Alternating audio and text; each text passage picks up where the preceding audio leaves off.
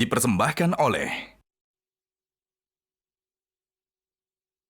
Ya, materi yang kali ini menurut saya sangat penting gitu. Pun tidak dalam kelompok saja, tapi dalam diri kita pribadi. Ketika hati, pikiran kita tidak selaras, maka tentunya tindakan kita tidak akan baik seperti itu ya Anda. Jadi tidak hanya kelompok, dari diri kita sendiri itu penting untuk menyelaraskan hati, pikiran, dan tindakan. Nah, tadi yang disampaikan oleh Bunda juga, ketika itu selaras, maka kita akan menjadi pribadi yang jujur gitu, berintegritas dalam melakukan sesuatu. Jika selaras apa yang ada di dalam diri kita. Nah, dalam diri kita saja penting, apalagi di dalam kelompok seperti itu. Jadi menurut saya kita bangun dulu dalam diri pribadi kita, maka ketika setiap orang memiliki pribadi yang berintegritas, yang jujur, maka insya Allah kelompok-kelompok itu pasti akan bersatu dengan baik, selaras hatinya, selaras tindakan dan pikirannya bersama-sama. Wah, ini menarik dan penting ya. Ternyata sehati, sepikiran itu tidak hanya antar 2, 3, 4 atau banyak orang, tapi juga perlu dilakukan oleh seseorang dalam dirinya sendiri. Dan ini relevan ya. Manusia ini diciptakan oleh Allah Subhanahu wa Ta'ala dengan 2 kecenderungan. Kecenderungan yang mengarah kepada kebaikan itu hidayah. Baik berdasarkan pikiran, akal pikiran, kekuatan indrawi, kekuatan naluriah, itu mendorong manusia kepada hidayah, kepada kebaikan. Namun dalam diri manusia, Allah ciptakan juga hawa nafsu.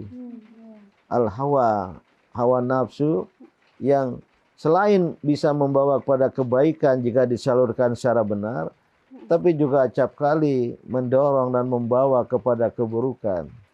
Inilah manusia yang istilah ilmiahnya dalam psikologi mengalami masalah ambivalensi diri. Manusia memiliki the problem of self-ambivalence. Maka kita manusia ini dituntut untuk bisa mengatasi ambivalensi diri ini. 2 kecenderungan ke arah kebaikan dan ke arah keburukan agar kita memenangkan kecenderungan kepada kebaikan. Maka dalam diri manusia harus ada harmoni antara hati dan pikiran dan juga dengan hawa nafsu.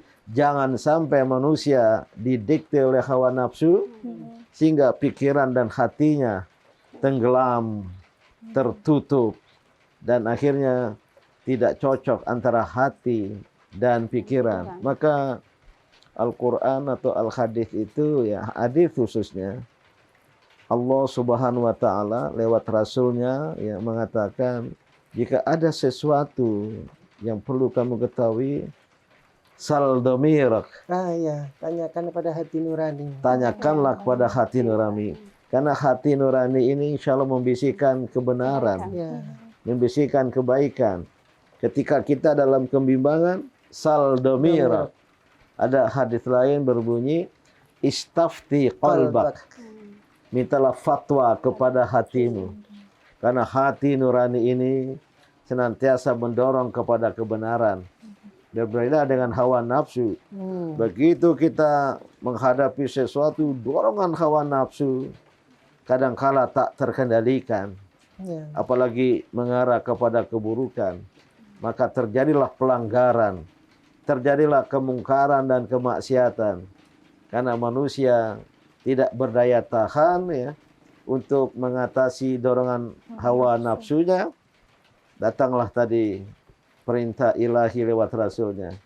Istafti qalbak. Tanyakanlah kepada hati nuranimu. Sal domirak. Inilah implikasi dari falsafah Batak ini. Harus sehati dan sepikiran. Ya, itu yang membawa kita akan sejalan dalam tindakan. Kalau hati dan pikiran berbeda karena ada godaan hawa nafsu, maka kita akan salah jalan.